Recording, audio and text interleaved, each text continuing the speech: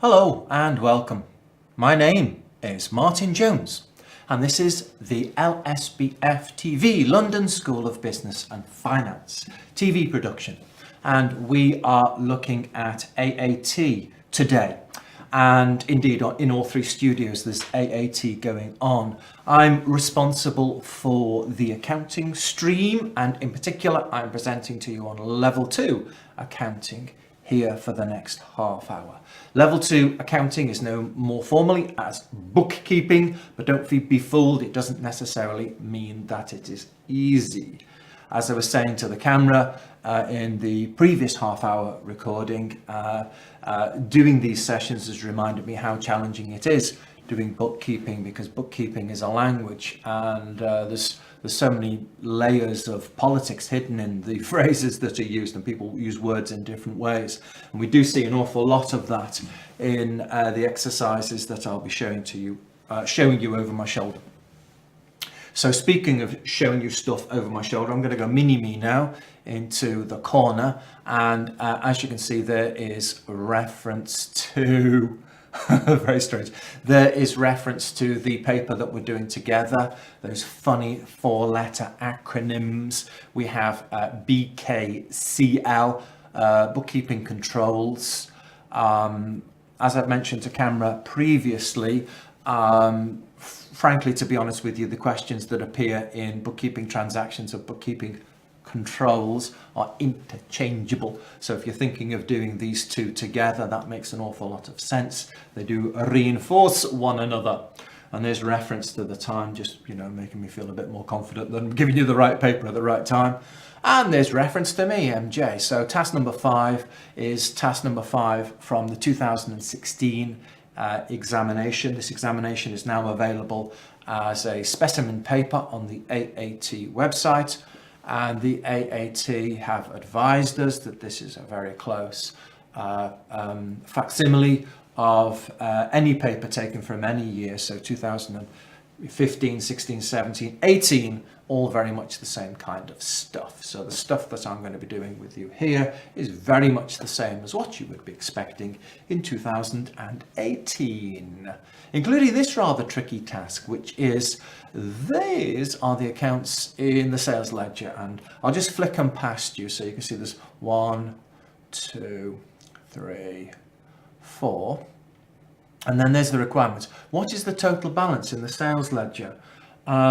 Mathematically, it's not particularly difficult, and I have got quite a lot to do in this half-hour section, so I've got to be careful not to overrun. So I'll just whack down the answer for now, but I'm hoping that I'll have time at the end of this session to come back and talk about what it is that's going on here that's a little bit weird. But basically, it's just saying that what we do is just lost this control. There we go. We can just about fit on this scale if I just chop the word out. No, it doesn't work, does it? I'm going to have to change the scale again to get this to fit, which is really small, isn't it?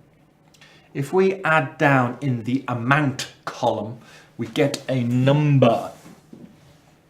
So I'll do that now to make the number stand out. I'll go into blue. And you can see the very small numbers there, aren't they?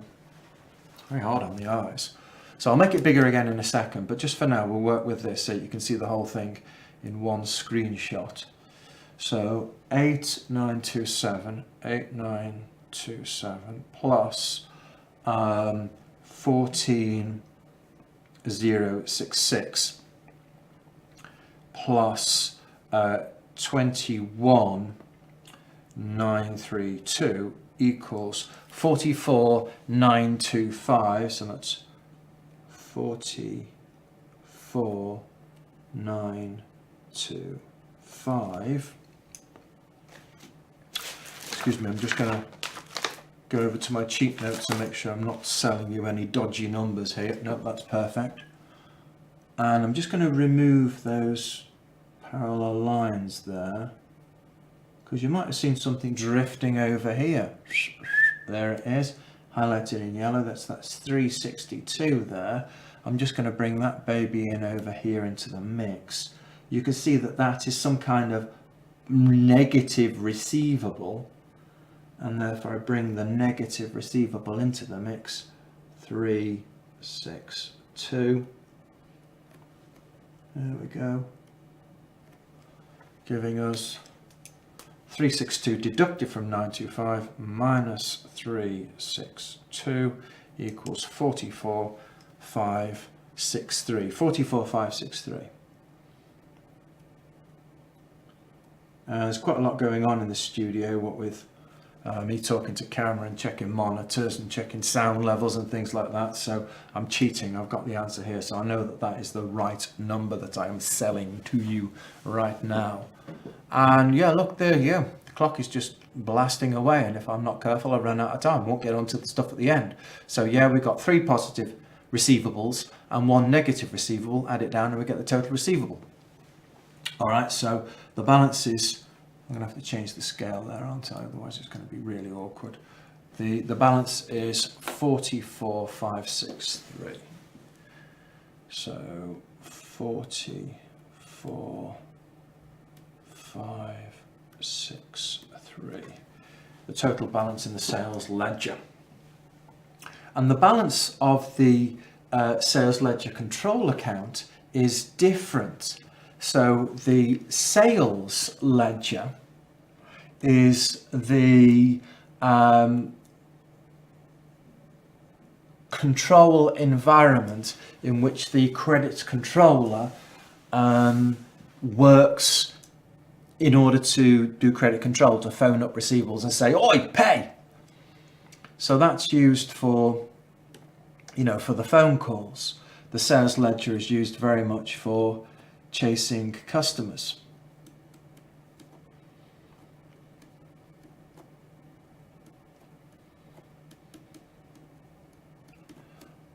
But the old idea, the AAT idea of the accounting system is that the sales ledger could have hundreds and hundreds of customers, and that would be too much information for the general ledger, as it's called, the main computer to keep control of. So the accounting version of the receivables balance, the accounting version of the receivables balance is this sales ledger control account. Unfortunately, the word account has just drifted onto the next line there, hasn't it?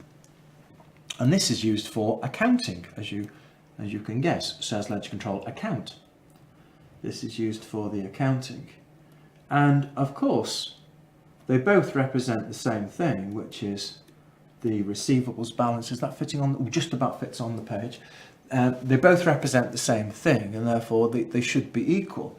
These two should, in theory, be the same. And it is part of the control procedures to compare these one to another to see if they are the same. And in a modern computing system, it's pretty hard for them to be different, actually, to be honest with you. But in the old imagined paper-based system that the AAT is working, it's possible for them to be different.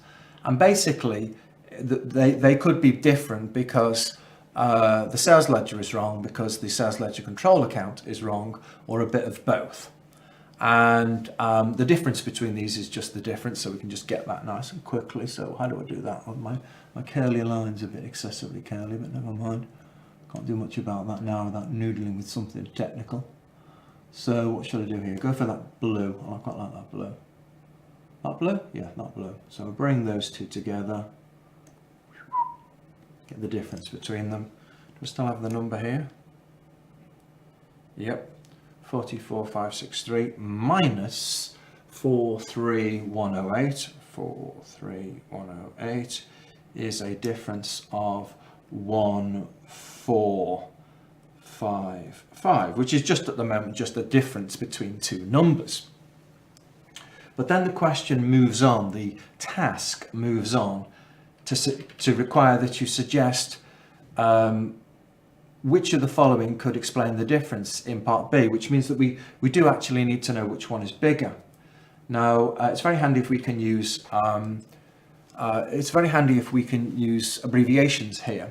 So that's exactly what I'm going to do. It's very old-fashioned phrases, but the more modern name for this thing called the sales ledger is receivables. And the more modern name for this sales ledger control account is receivables, and they're exactly the same thing, so they should have the same number.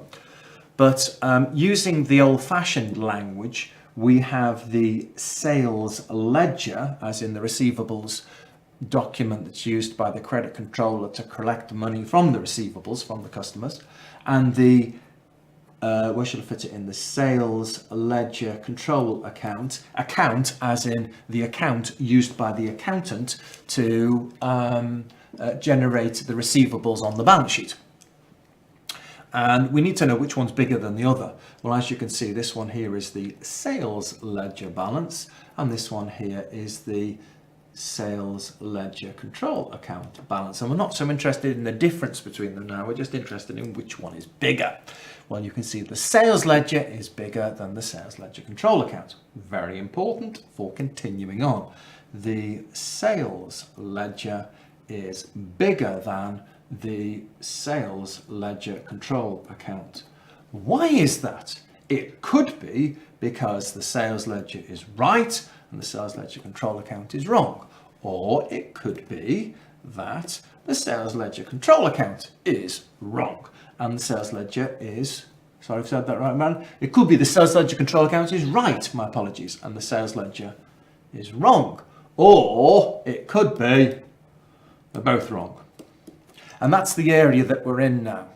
What would be a reasonable explanation as to what's going on here?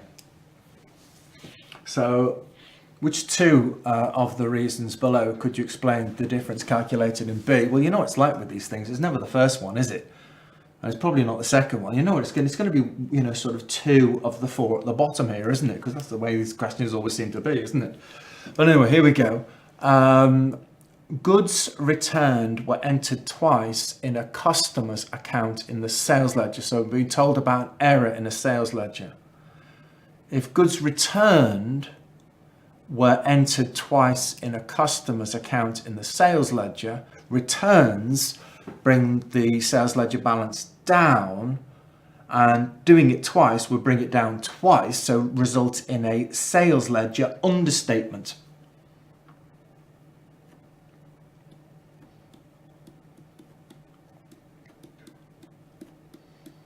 And we don't want a sales ledger understatement. We want a sales ledger overstatement. We want the sales ledger to be bigger.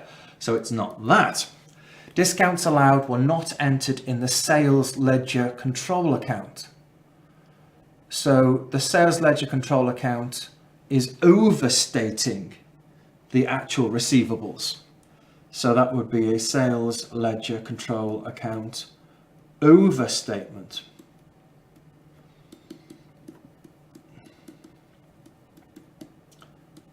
We would have failed to have acknowledged that the customers don't owe us as much as we thought because they've got discounts allowed. So that's not right, because we want the sales ledger to be smaller, not bigger. Goods sold were entered twice into a customer's account on the sales ledger. Well, that's it, isn't it? That would make the sales ledger bigger. Try the next one. Goods returned were not entered in the sales ledger control account. Goods returned were not entered, so the customer doesn't owe us anymore, but we continue to say they do owe us in the sales ledger control account, so that would result in a sales ledger control account overstatement.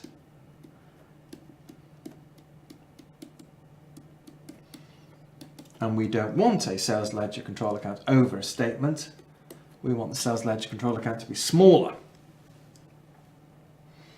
Irrecoverable debts written off were entered twice in the sales ledger control account. Well, that would drag the SL down. Oh, wait a second. Irrecoverable debts written off were entered twice in the sales ledger control account. Just a second. I didn't read that right to the end properly. Just let me do it again. It's absolutely true what I was saying, but I wasn't picking up the sales ledger control account. Irrecoverable debts were entered twice in the sales ledger control account. So a good receivable was written off and then written off again, making the receivables go down in the sales ledger control account. And we do want a smaller sales ledger control account. So that's a plausible explanation. And just for completion, let's do the last one. It must be a cross, but let's do it. A check received was entered twice in a customer's account in the sales ledger. If the customer was pushed down and then pushed down again, then the sales ledger would be understated. The sales ledger would be smaller. And we don't want the sales ledger smaller. We want the sales ledger bigger. I don't know what you think about that. I don't think that's the easiest thing in the world. It's kind of like tongue-twisting, brain-teasing, puzzling trickiness. And not many marks. I don't know. I don't think that's the easiest thing for 2 marks myself, but over to you. See what you think. Speaking of see what you think, I think I have a comment from someone and I better say hello to them rather than being in my own world.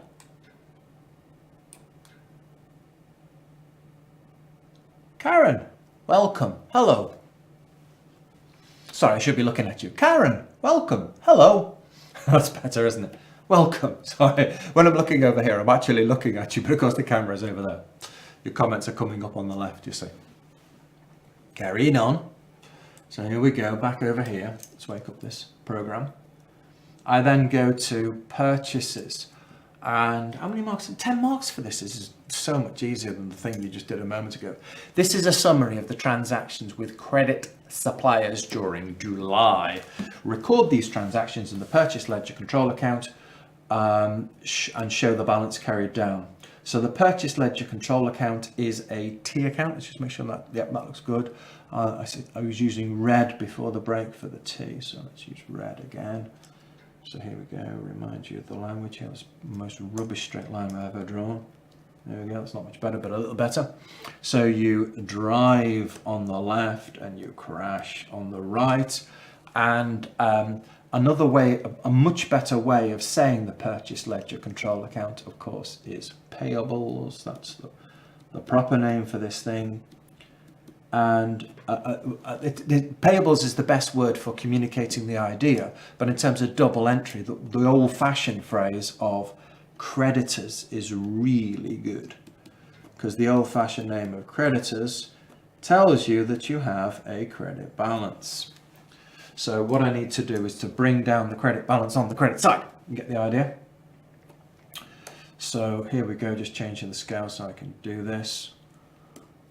Changing the color so I can do this. Can you see that? Yes, you can. So the balance brought down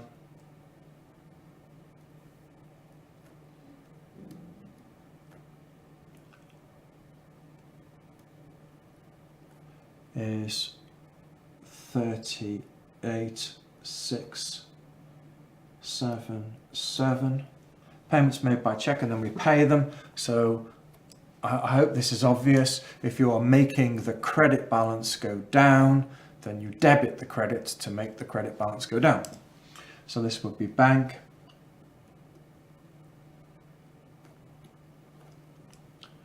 $29,512. Goods purchased when we take delivery of goods on credit, then we owe the supplier because they deliver goods and we haven't paid them yet. So that would be purchases.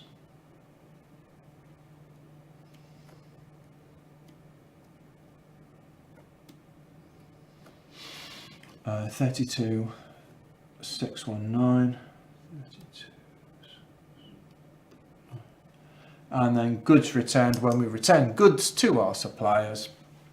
Maybe I shouldn't be symbolizing towards use. Maybe I should have imaginary supplier over here. When we return goods to our suppliers, when we get rid of the goods to our suppliers, it brings the credit balance down. It's the equivalent of paying them actually. So that would be purchases, returns, or something like that.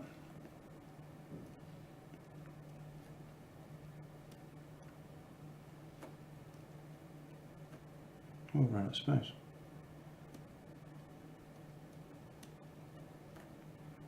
Bit of a squeeze. And 4037. This is a T account, so we use the usual rules for T accounts. I'll make it bigger actually so I can work a little better.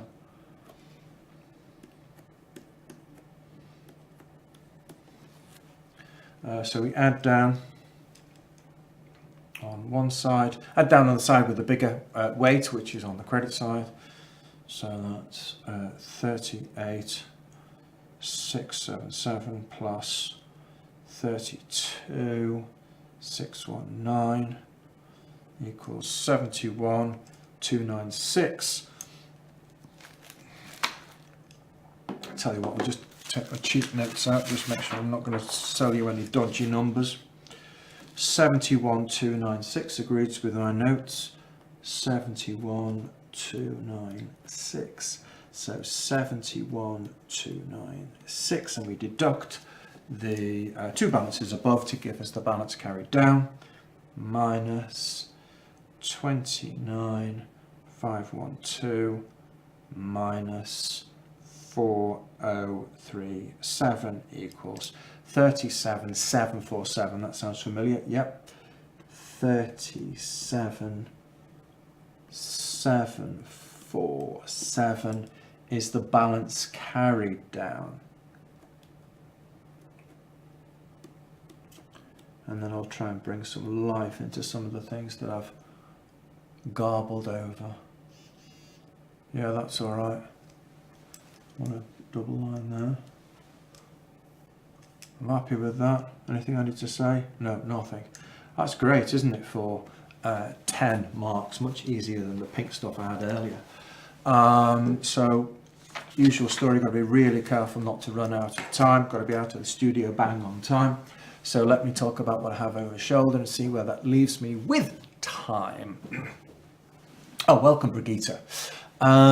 So over my shoulder, I've got the creditors T account. The creditors T account is better described as the payables T account, because we're going to pay the payables. Lovely name, but the old-fashioned name of creditors helps us get the sign, as in the creditor is a credit balance. It really is very visible as a credit balance. When over here, brought down on the right hand side, bit more tricky to see on the carry down balance, but the equivalent brought down balance would be over here, not required in the question, and you can see that. How's that working in terms of your body language? Can you see that? So it would be carried down over here, brought down over there. It would be again another brought down credit balance, and that drives everything. So you remember the idea that a credit balance is a creditor is a credit balance, a creditor is a credit balance, and work from there.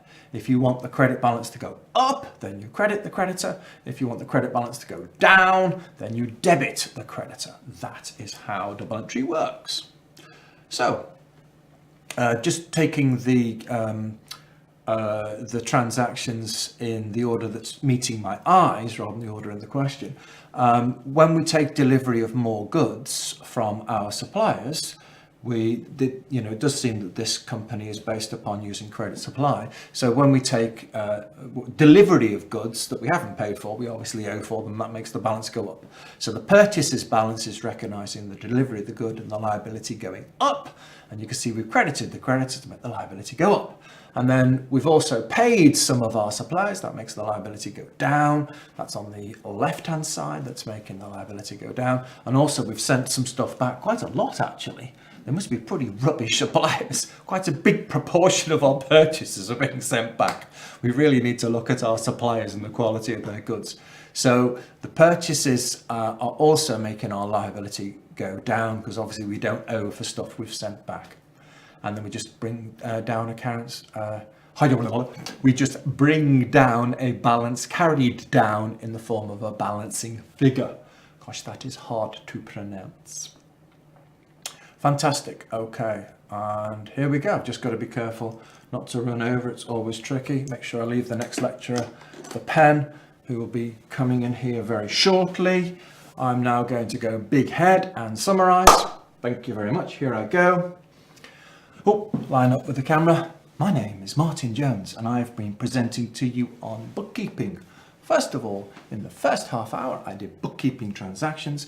In the last half hour, I did bookkeeping controls. I hope you found this session useful, and I wish you all the best of luck with your studies. Of course, if you wish to communicate with us, please feel free to do so. Have a little use of the chat. These messages will be passed on to me. I wish you luck with your studies. Very good luck.